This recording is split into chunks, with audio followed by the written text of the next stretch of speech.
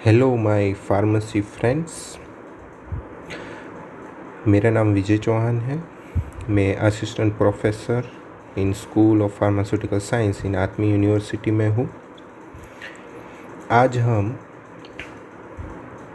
Drug inspector में previously पूछे गए क्वेश्चंस को हम सॉल्व करेंगे और ये जो क्वेश्चंस है this are related to the pharmacodynamics. और फार्माकोडायनेमिक्स में भी हम रिसेप्टर के बारे में जितने भी क्वेश्चन पूछे गए हैं उसके रिलेटेड हम सॉल्यूशन देखेंगे, उसका आंसर क्या हो सकता है और आगे जाके कौन कौन सी चीज़ें इसमें से पूछ सकते हैं। इम्पोर्टेंट जो है हमें कौन सी चीज़ें याद रखनी है, तो ये वीडियो में हम देखते हैं। So let's start the video. So the first one, which of the following is a cholinergic receptor. इसमें नीचे 4 ऑप्शंस दिए हुए हैं, muscarinic receptor, alpha receptor, beta receptor and none of the above. ये आंसर जानने से पहले एक बार आप जो है वीडियो को पॉज कर दीजिए, इसका आंसर सोचिए, फिर उसके बाद वापस वीडियो को रिज्यूम करके आप देखिए कि आपका आंसर सही है कि नहीं। So the muscarinic receptors are the receptor of the cholinergic receptor. अभी ये जो कोलिनर्जिक सिस्टम है, cholinergic system are run by the acetyl choline, और एसिटाइल कोलिन के 2 टाइप के रिसेप्टर है, nicotinic receptor and muscarinic receptor. Nicotinic receptor के भी 2 टाइप हैं, NN and NM। Muscarinic receptor के 5 टाइप है, M1, M2, M3, M4 and M5। Pharmacology में आपको सबके रिसेप्टर्स याद रखना ज़रूरी है। So it will be give U a good marks, क्योंकि इसमें आप देखेंगे ना तो हर बार जो है एक क्वेश्चन तो रिसेप्टर का पूछा हुआ ही है। अभी हम साथ में ये भी देख लेते हैं कि कितने टाइप के रिसेप्टर्स रहते हैं।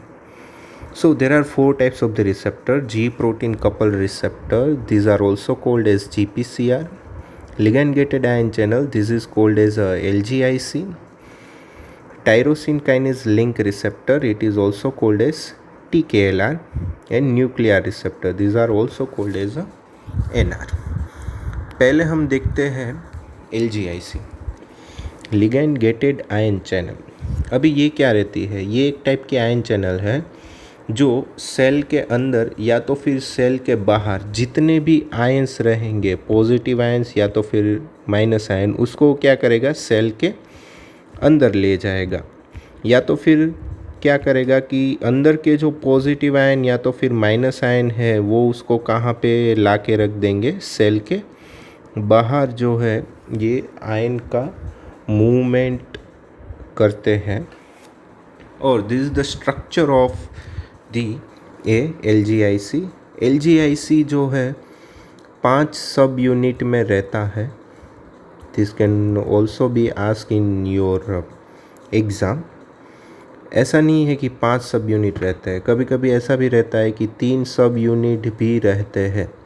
जैसे कि पोटेशियम चैनल में जो है बहुत बार जो है 3 सब यूनिट रहेंगे। अभी ये जो आयन चैनल्स है, 2 टाइप की आयन चैनल रहती है, पॉजिटिव आइनोट्रोपिक चैनल और negative inotropic channel. Positive inotropic channel क्या करेगी कि जो पॉजिटिव आयंस है वो क्या करेगी, उसको अंदर ले जाएगी जितने भी पॉजिटिव आयंस है, या तो फिर जो अंदर के जो आयंस है वो उसको सेल के बाहर ला देगी। उसके एग्जाम्पल कौन कौन से हैं, nicotinic receptor, glutamate receptor, 5-HT3 receptor. 5-HT का मतलब क्या है, 5 हाइड्रोक्सी ट्रिप्टामाइन, या तो फिर उसको हम दूसरा ये भी बोलते हैं सेरोटोनिन के रिसेप्टर्स। नेगेटिव आयन चैनल्स क्या रहती है कि जो भी नेगेटिव आयंस रहते हैं तो वो सेल के अंदर नेगेटिव आयंस को भेज देगा, या तो फिर अंदर जो नेगेटिव आयंस है उसको क्या कहाँ पे भेज देंगे, बाहर भेज देंगे। और नेगेटिव आइनोट्रोपिक चैनल कौन कौन सी है? गाबा रिसेप्टर, गेमा अमाइनो ब्यूट्रिक एसिड रिसेप्टर, या तो फिर glycine receptor. These are the negative inotropic channel. Comes to the next receptor, it is a G protein coupled receptor. इसमें क्या रहता है कि एक G प्रोटीन रहता है, उसके साथ में 3 टाइप के अनदर प्रोटीन रहते हैं, अल्फ़ा, बीटा एंड गेमा, इसलिए उसको क्या बोलते हैं? G प्रोटीन कपल्ड रिसेप्टर बोलते हैं। और ये जो रिसेप्टर है उसको कभी कभी 7 ट्रांस मेम्ब्रेन हेलिक्स रिसेप्टर भी बोलते हैं, या तो फिर सर्पेंटाइन रिसेप्टर भी बोलते हैं। अभी इसका स्ट्रक्चर कैसा रहता है कि इसमें सेल की जो हमारी प्लाज्मा मेम्ब्रेन है, हमारी सेल के बाहर जो प्लाज्मा मेम्ब्रेन रहती है, वहाँ से रिसेप्टर शुरू होगा और वो फिर कहाँ पे जाएगा? अंदर जाएगा, फिर अंदर से वापस बाहर आएगा, और ऐसे करके 7 बार अंदर बाहर होगा। That's why it is called as 7 trans membrane helix. और ये जो है it is look like a snake, इसलिए उसको सर्पेंटाइन भी बोलते हैं। सांप के जैसा ये रिसेप्टर दिखता है, इसलिए this one is called as serpentine receptor also. और यहाँ पे जो है हमारा ड्रग जो है वो बाइंड होगा, बाइंड होने के बाद रिसेप्टर एक्टिव हो जाएंगे, और रिसेप्टर एक्टिव होने के बाद ये जो पूरा का पूरा कॉम्प्लेक्स है उसकी क्या होगी? उसकी सेल के अंदर क्या आएगी? एक्शन आएगी। अभी ये जो जी प्रोटीन है वो 3 टाइप के जी प्रोटीन रिसेप्टर रहते हैं। The first one is rhodopsin family, second one is secretin and glucagon receptor, third one is metabotropic glutamate receptors. Then third one, it is a tyrosine kinase link receptor. Tyrosine kinase link receptor जो है उसको हम 1TM receptor भी बोलते हैं। एक ही बार जो है रिसेप्टर बाहर से कहाँ पे जाएगा? अंदर जाएगा, और यहाँ आके जो ड्रग है ड्रग बाइंड होगा। और ये रिसेप्टर की खासियत ये है कि ये रिसेप्टर कभी अकेला काम नहीं करता। जब भी ड्रग जो है बाइंड होते हैं तो ये दोनों रिसेप्टर्स है वो साथ में आएंगे और एक दूसरे को क्या करेंगे? फोस्फोराइलेट करेंगे। वहाँ पे क्या रहता है? एक टायरोसिन का एमिनो एसिड रहता है, तो ये जो रिसेप्टर है एक दूसरे के जो भी टायरोसिन है उसको फोस्फोराइलेट करेंगे, और फोस्फोराइलेट होने की वजह से आगे जाके उसकी क्या होगी? एक्शन होगी। अभी हम इसके एग्जाम्पल देखें तो इसके एग्जाम्पल कौन कौन से हैं? Growth hormone receptor, prolactin receptor, interleukin 2 receptor, cytokinin receptor, T cell receptor, B cell receptor, CD4 receptor, beta transforming growth factor receptor, atrial natriuretic peptide receptor. बहुत बार जो है ऐसे पूछते हैं कि साइटोकाइन के रिसेप्टर कौन से टाइप के रिसेप्टर है? वो GPCR है, TKLR है, NR है, या तो फिर LGIC है। इसलिए ये एग्जाम्पल सब याद रखना ज़रूरी है। Then fourth one, it is a nuclear receptor. अभी हमने आगे देखा कि आगे के जो 3 रिसेप्टर है वो हमें कहाँ पे देखने को मिलते हैं? They are present on the plasma membrane. वो जो भी है वो प्लाज्मा मेम्ब्रेन के ऊपर ये तीनों टाइप के रिसेप्टर हमें देखने को मिलते हैं। बट न्यूक्लियर रिसेप्टर का ऐसा है कि it is find out inside the cell, और वो कहाँ पे रहेगा? Nuclear receptor is find out into the cytosol, जो सेल के अंदर का जो लिक्विड है उसके अंदर रहेगा, या तो फिर हमारी जो न्यूक्लियस है, न्यूक्लियस की न्यूक्लियर मेम्ब्रेन के ऊपर जो है ये रिसेप्टर हमें देखने को मिलते हैं। उसके हम एग्जाम्पल देखें तो estrogen receptor, progesterone receptor, testosterone receptor, aldosterone receptor, glucocorticoid receptor, vitamin D receptor, T3 and T4 receptor. T3 and T4 are the hormones of the thyroid. Retinoic acid receptor. अभी आप देखें ज़्यादातर हार्मोन के receptors जो है वो क्या रहते हैं, न्यूक्लियर रिसेप्टर रहते हैं. जैसे कि इंसुलिन है, इंसुलिन के जो रिसेप्टर्स है they are the TKLR receptor. वो भी एक हार्मोन है बट उसके जो रिसेप्टर है वो कौन से है, TKLR रिसेप्टर है. So these are the 4 receptors. अभी ये जो चारों रिसेप्टर्स हैं, ये चारों रिसेप्टर को यहाँ पे साथ में दिखाया हुआ है कि पहला वाला जो है वो कौन सा है, लिगैंड गेटेड आयन चैनल. उसकी वजह से क्या होगा कि आयन्स अंदर जाएंगे और सेल जो है हाइपर पोलराइज होगा या तो फिर डीपोलराइज होगा. उसकी वजह से क्या होगा, सेल्यूलर की इफेक्ट आएगी. फिर दूसरा हमने देखा कि GPCR रिसेप्टर में क्या होगा कि जो G प्रोटीन है उसकी खुद की जो है क्या आएगी, एक्शन आएगी. They have the action on the enzymes which are present in the cell और the ion channels which are present on the plasma membrane. और उसकी वजह से क्या होगा, सेल के अंदर इफेक्ट आएगी. Then third one it is a TKLR receptor. वो क्या करेगा, प्रोटीन को फोस्फोराइलेट करेगा, एंजाइम को फोस्फोराइलेट करेगा. उसकी वजह से क्या होगा, जीन में ट्रांसक्रिप्शन होगा. उसकी वजह से क्या होगा, बहुत सारे प्रोटीन्स बनेंगे हमारी बॉडी के अंदर और ये जो प्रोटीन्स होंगे उसकी वजह से सेल के अंदर इफेक्ट आएगी. उसके बाद फोर्थ वन कौन सा है, न्यूक्लियर रिसेप्टर. न्यूक्लियर रिसेप्टर मैंने बोला कि वो कहाँ पे रहते हैं, सेल के अंदर रहते हैं. और सेल के अंदर जो है वो सीधा DNA के साथ जो रिसेप्टर है वो बाइंड होगा और उसकी वजह से प्रोटीन सिंथेसिस होगा और उसकी सेल की इफ़ेक्ट आएगी. एक ये चीज़ भी खास याद रखना कि अगर LGIC ओपन होती है तो उसकी इफ़ेक्ट सेल के अंदर कितने टाइम में आती है, तो वो मिली सेकंड में आती है. ये खास याद रखना.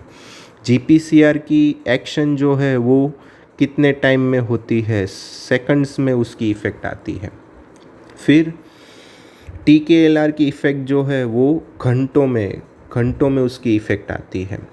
फिर न्यूक्लियर रिसेप्टर की भी घंटों में इफ़ेक्ट आती है, या तो फिर हम ये भी बोल सकते हैं डेज़ में भी उसकी क्या हो सकती है, इफ़ेक्ट आ सकती है. ये पूछ सकते हैं, जैसे कि आपको एग्ज़ाम में ऐसे पूछ सकते हैं कि नीचे दिए गए रिसेप्टर में से कौन से रिसेप्टर की एक्शन जो है सबसे फास्ट होगी. तो आपको अगर उसके एग्जाम्पल याद होंगे कि उसमें मान लो कि निकोटिनिक रिसेप्टर है, तो निकोटिनिक रिसेप्टर कौन से टाइप का रिसेप्टर है, it is a LGIC receptor. तो LGIC की एक्शन जो है मिली सेकंड में आती है, तो सबसे फास्ट. अगर ऐसे पूछे कि सबसे स्लो एक्शन कौन से रिसेप्टर की आती है, तो वो कौन से रहेंगे, न्यूक्लियर के रिसेप्टर रहेंगे. और ज़्यादातर वो कौन से होंगे, हार्मोन्स के ही रिसेप्टर होंगे. अभी ये जो है चारों का कंपैरिजन है, ये भी आप याद रख लीजिएगा कि लोकेशन कहाँ पे है. आगे बोला LGIC का मेम्ब्रेन पे है, GPCR का भी मेम्ब्रेन पे है, टायरोसिन काइनेस का भी मेम्ब्रेन पे है, बट न्यूक्लियर रिसेप्टर का कहाँ पे रहता है, सेल के अंदर. इसमें इफेक्टर चीज़ कौन सी रहती है, इसमें क्या रहता है, आयन चैनल्स रहता है. ये किस चीज़ पे जो है इसकी इफ़ेक्ट होगी. फिर G प्रोटीन कपल रिसेप्टर की एक्शन कहाँ पे आती है, हमारे बॉडी के प्रोटीन्स या तो फिर चैनल्स के ऊपर इसकी एक्शन आती है. टायरोसिन काइनेज लिंक रिसेप्टर की एक्शन कहाँ पे होगी, enzymes, protein kinases, these are called as enzymes. Nuclear receptor की कहाँ पे आती है एक्शन, उसकी जीन ट्रांसक्रिप्शन, मीन्स वो क्या करता है, DNA को एक्टिव करता है. फिर इसमें कपलिंग मीन्स कि ये जो अगर ये रिसेप्टर एक्टिव होगा तो वो डायरेक्टली क्या होगा, चैनल ओपन होगी और उसकी वजह से जो है उसकी इफ़ेक्ट आएगी. इसमें GPCR में क्या रहता है, G प्रोटीन कपल रिसेप्टर जो है वो एक्शन देते हैं रिसेप्टर की. फिर टायरोसिन काइनेज लिंक रिसेप्टर की भी सीधी डायरेक्ट एक्शन होगी. वो जो टायरोसिन फोस्फोराइलेट होंगे तो उसकी वजह से जो है प्रोटीन फोस्फोराइलेट होंगे और प्रोटीन्स की, एंजाइम्स की एक्शन आएगी. और न्यूक्लियर रिसेप्टर की एक्शन सीधी कहाँ पे आती है, डीएनए के ऊपर। इसके जो है एग्जांपल्स हैं, हमने आगे जो है मैंने आपको एग्जांपल्स बताए कौन कौन से रिसेप्टर हैं, उसका स्ट्रक्चर भी मैंने आपको बताया। So these are the difference in that structure. और एक ये भी है कि उसका स्ट्रक्चर दिखाया हुआ है कि लिगैंड गेटेड आयन चैनल में यूजुअली 4 TM रहती है, 4 ट्रांस मेम्ब्रेन। GPCR में 7 ट्रांस मेम्ब्रेन रहती है। TKLR में 1 ट्रांस मेम्ब्रेन रहती है। और न्यूक्लियर रिसेप्टर में भी 1 ट्रांस मेम्ब्रेन। वैसे तो इसमें ट्रांस मेम्ब्रेन तो आएगा ही नहीं, अगर वो न्यूक्लियर मेम्ब्रेन के ऊपर है तो 1 ट्रांस मेम्ब्रेन रहेगा, नहीं तो वो क्या है, सिंपल ऐसे एक धागे जैसा उसका क्या रहता है, स्ट्रक्चर रहता है। So this is about the receptor. ये जो रिसेप्टर है उसके स्ट्रक्चर खास याद रखिएगा। Next question, all of the following are metabotropic receptor except. अभी देखो मैंने आपको आगे बताया था कि GPCR है, GPCR के 3 टाइप के रिसेप्टर रहते हैं। एक तो रोडोप्सिन रिसेप्टर, दूसरा secretin and glucagon receptor, and third one is metabotropic receptor. अभी ये जो मेटाबोट्रोपिक रिसेप्टर क्या है, मैंने आपको बताया था कि रिसेप्टर 4 है, उसमें से एक कौन सा है, LGIC है। एक कौन सा है, LGIC, ligand gated ion channel. Ligand gated ion channel क्या करती है, जितने भी आयंस रहते हैं, आयंस को वो क्या करता है, ट्रांसपोर्टेशन करता है। और बहुत बार ये जो रिसेप्टर है उसको जो एक्टिव करने वाले जो भी ड्रग्स रहते हैं, तो ये जो ड्रग्स है उसके रिसेप्टर LGIC भी है और उसके रिसेप्टर GPCR भी है। तो ज़्यादातर जो ड्रग के रिसेप्टर LGIC भी रहते हैं और GPCR भी रहते हैं, तो उसके GPCR रिसेप्टर को हम क्या बोलते हैं, मेटाबोट्रोपिक रिसेप्टर बोलते हैं। तो इसमें आप देखें तो अल्फ़ा रिसेप्टर जो है वो GPCR है, 81 रिसेप्टर है वो भी GPCR है, D1 रिसेप्टर वो भी GPCR है। गाबा के जो रिसेप्टर है उसमें गाबा की एक जो रिसेप्टर है दैट वन इज़ LGIC और दूसरा टाइप का रिसेप्टर है वो कौन सा है, GPCR है। तो आंसर कौन सा रहेगा, गाबा ए रिसेप्टर।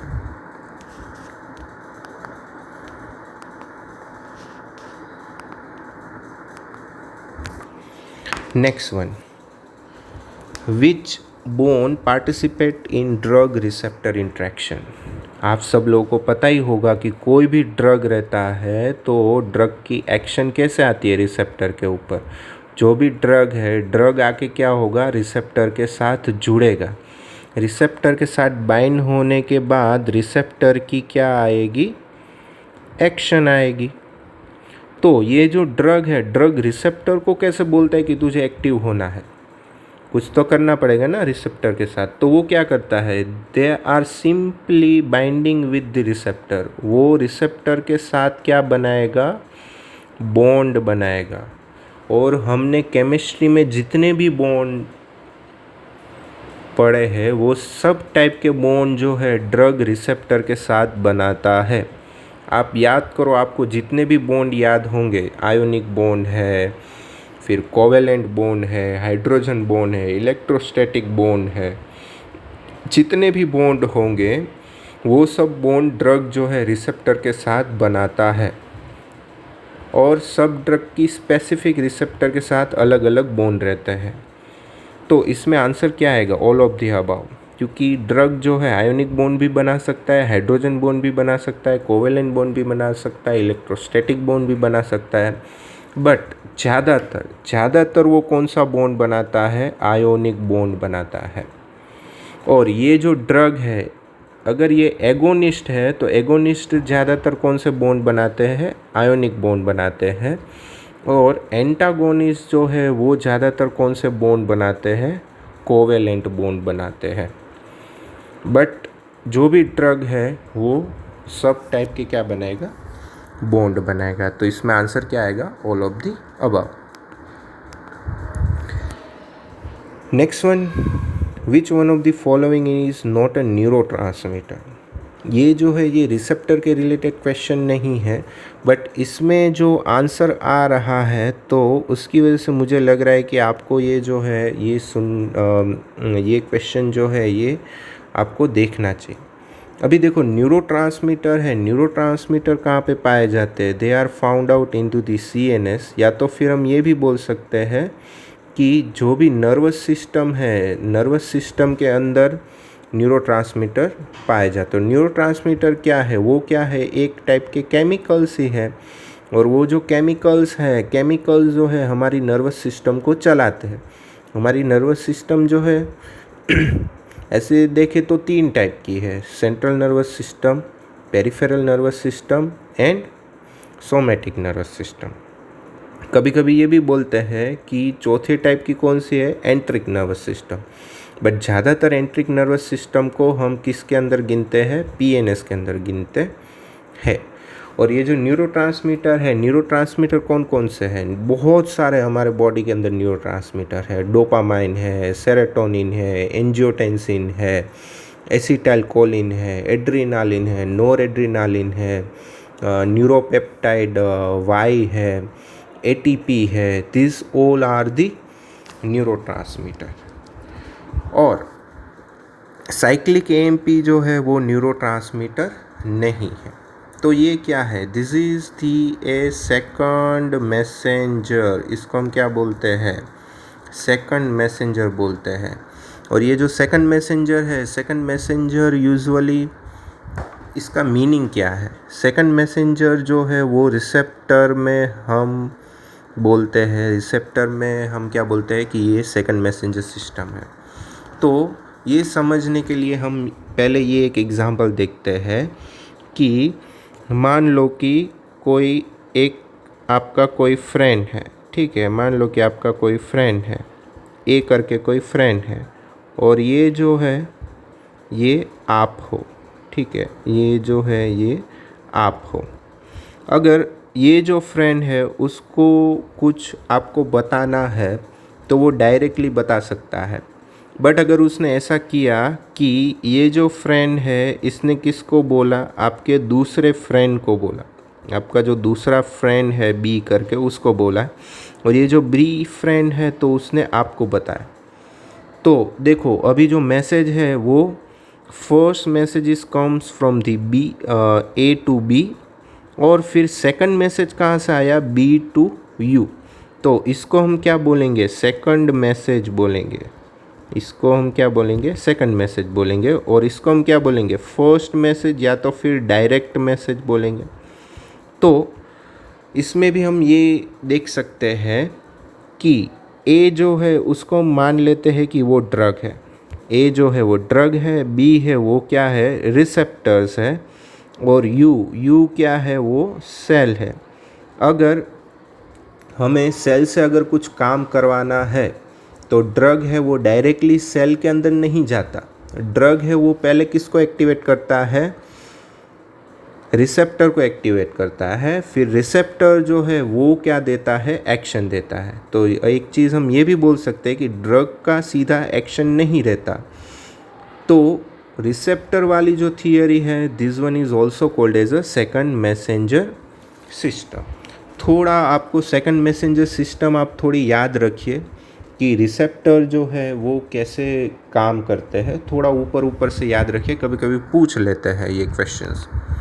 जैसे कि GPCR का हमने देखा था कि G प्रोटीन कपल रिसेप्टर। मान लो कि कोई ड्रग है, वो जो ड्रग है वो रिसेप्टर के साथ क्या बनाएगा? बॉन्ड बनाएगा। वो कोई भी बॉन्ड हो सकता है, covalent, ionic, van der Waals, electrostatic, कोई भी बॉन्ड हो सकता है, हाइड्रोजन। तो जैसे ही वो बाइंड होगा तो क्या होगा? G प्रोटीन कपल रिसेप्टर में ये जो पूरा पार्ट है जिसमें 5 चीज़ें रहती है, एक तो G प्रोटीन रहता है, उसके साथ में 3 चीज़ें अल्फ़ा, बीटा एंड गेमा पार्ट, और उसके साथ क्या रहता है? ADP। जब तक ADP जुड़ा रहेगा तब तक ये जो चीज़ है वो क्या रहेगी? इनएक्टिव रहेगी। जैसे ही ड्रग बाइंड होगा ATP is replace by the ATP, और ये जो है रिसेप्टर से अलग हो जाएगा और फिर क्या होगा, जी एटीपी और अल्फ़ा पार्ट अलग होगा, उसकी एक एक्शन आएगी, और बीटा और गेमा पार्ट होंगे, उसकी खुद की क्या आएगी, एक अलग से एक्शन आएगी, दोनों की क्या होगी, एक्शन होगी। फिर क्या होगा, एटीपेज एक्टिविटी होगी। एटीपेज एक्टिविटी में क्या होगा, ATP is converted into ADP, और जैसे ही एडीपी में कन्वर्जन होगा ये चारों के चारों वापस क्या होंगे, जुड़ जाएंगे और रिसेप्टर के साथ वापस क्या हो जाएंगे, अटैच हो जाएंगे। तो इसको हम क्या बोलेंगे, इनएक्टिवेशन ऑफ रिसेप्टर, क्योंकि रिसेप्टर ने क्या किया, पहले उसका काम किया, फिर काम हो जाने के बाद वो चारों के चारों वापस जुड़ गए रिसेप्टर के साथ और रिसेप्टर वापस इनएक्टिव हो गया। तो इसमें हम देखते हैं कि कौन कौन से टाइप की सेकंड मैसेंजर होती है। The first one is alpha S. Alpha S में क्या होता है कि जो भी ड्रग है, ड्रग रिसेप्टर के साथ बाइंड होगा तो क्या होगा, अल्फ़ा एस जो है वो हमारी जो भी प्लाज्मा मेम्ब्रेन है उसके ऊपर एक एंजाइम रहता है। The name of that enzyme is adenylyl cyclase. ये जो एडिनाइलाइल साइक्लेज एंजाइम है वो एक्टिव होगा। एडिनाइलाइल साइक्लेज एक्टिव होगा तो क्या होगा, it is going to convert ATP into the cAMP, और ये जो सीएमपी है, सीएम की सेल के अंदर क्या आएगी, एक्शन आएगी। तो अल्फ़ा एस का वर्क क्या है, they are going to activate the adenylyl cyclase, तो उसकी वजह से क्या होगा, सीएमपी इंक्रीज होगा। The next messenger it is alpha i. Alpha i क्या करेगा, अल्फ़ा आई जो है एडिनाइलाइल साइक्लेज को क्या करेगा, इनहिबिट करेगा। Due to the inhibition there is no cAMP, cAMP नहीं रहेगा। तो अल्फ़ा आई का फंक्शन क्या है, डिक्रीजेज और inactivation of the adenylyl cyclase, due to that cAMP is decrease. Then third one is alpha q. Alpha q क्या करेगा, alpha Q जो है फोस्फोलाइपेज सी करके एक एंजाइम रहता है, फोस्फोलाइपेज सी, या तो फिर A2 भी रहेगा, फोस्फोलाइपेज A2। तो ये फोस्फोलाइपेज सी क्या करता है, वो यहाँ पे प्लाज्मा मेम्ब्रेन पे एक फोस्फोलिपिड रहता है, उसका नाम क्या है, फोस्फोआइनोसिटोल, फोस्फोआइनोसिटोल 1,4,5 नॉट 1,4 डाइफोस्फेट, उसका नाम क्या रहता है, 4,5 डाइफोस्फेट। और ये जो फोस्फोलाइपेज C2 है वो क्या करेगा, PIP2 का कन्वर्जन किस में करेगा, IP3 एंड DAG। IP3 का फुल फॉर्म क्या रहेगा, आइनोसिटोल 1,4,5 ट्राइफोस्फेट, और DAG का full form diacyl glycerol. और IP3 क्या करेगा, उसकी खुद की क्या होगी, एक्शन होगी, और DAG क्या होगा, उसकी भी खुद की क्या होगी, बॉडी के अंदर एक्शन होगी। तो ये चीज़ याद रखिएगा कि अल्फ़ा क्यू किसको एक्टिवेट करता है, PLC या तो फिर PLA2, और भी बहुत सारे रहते हैं, PLC2, PLB2, बट अभी जो है आप ये दो याद रखिए, दिस इज़ सफिशिएंट। और ये क्या करेगा, PIP2 का कन्वर्जन किस में करेगा, IP3 एंड DAG में कन्वर्जन करेगा। और फोर्थ वन कौन सा है, अल्फ़ा 0 या तो फिर अल्फ़ा O भी बोलते हैं। और ये जब एक्टिवेट होता है तो there is no action in the cell, means receptor तो एक्टिव हो रहा है, रिसेप्टर एक्टिव होगा बट रिसेप्टर के आगे जाके कोई क्या नहीं होती, एक्शन नहीं होती। ठीक है, तो फिर हम बीटा गेमा तो बाकी रह गया। मैंने बोला था कि अल्फ़ा पार्ट का एक अलग एक्शन रहता है और बीटा गेमा का अलग एक्शन रहता है। बीटा गेमा यूजुअली क्या करते हैं कि जो भी हमारे सेल के ऊपर जितने भी आयन चैनल्स रहते हैं, जैसे कि K+ आयन चैनल है, Ca+2 आयन चैनल है, उसको वो क्या करेगा, एक्टिव करेगा। या तो फिर और भी सारे एंजाइम्स है, उसको हम PK एंजाइम्स बोलते हैं, फोस्फोकाइनेज ए, फिर फोस्फोकाइनेज सी, ये जो भी एंजाइम्स है उसको क्या करेगा, एक्टिव करेगा, या तो फिर they are going to activate MLCK, myosin light chain kinase. So these are the work of the beta gamma part. यहाँ पे देखो, आपको यहाँ पे दिख रहा होगा कि अल्फ़ा की एक्शन क्या है, आई की एक्शन क्या है, अल्फ़ा जीरो की एक्शन क्या है, अल्फ़ा क्यू की एक्शन क्या है, और बीटा गेमा की क्या है. ये सारी याद रखिएगा, ये आपको आगे जाके काम आ सकती है. और एक लास्ट ये भी देख लेते हैं कि TKLR की एक्शन क्या रहती है, tyrosine kinase link receptor. Tyrosine kinase link receptor जो है वो किसको एक्टिव करता है, जैक को एक्टिव करता है. यहाँ पे उसके साथ में एक जैक करके रहता है, ठीक है. और मैंने आगे बोला था कि दोनों साथ मिल के काम करते हैं. तो ये जैक क्या करेगा, यहाँ पे जो टायरोसिन होगा ये जैक उसको क्या करेगा, फोस्फोराइलेट करेगा. और ये सेल का जो भी टायरोसिन रहेगा ये जैक सामने वाले को क्या करेगा, फोस्फोराइलेट करेगा. ये दोनों साथ में मिल के एक चीज़ को फोस्फोराइलेट करेंगे. That thing is called as a state. JAK का नाम क्या है, जेनस काइनेज, और स्टेट का नाम क्या है, सिग्नल ट्रांसडक्शन एक्टिवेटिंग ट्रांसक्रिप्शन. और उसकी वजह से क्या होगी, एक्शन होगी. तो ये सेकंड मैसेंजर सिस्टम आप खास याद रखिएगा, बहुत बार जो है वो ऐसे पूछ सकते हैं. और ये थोड़ा सा याद रख के आपको जो है बहुत अच्छे मार्क्स मिल सकते हैं. So this is the pharmacodynamic receptor part 1. Thank you very much.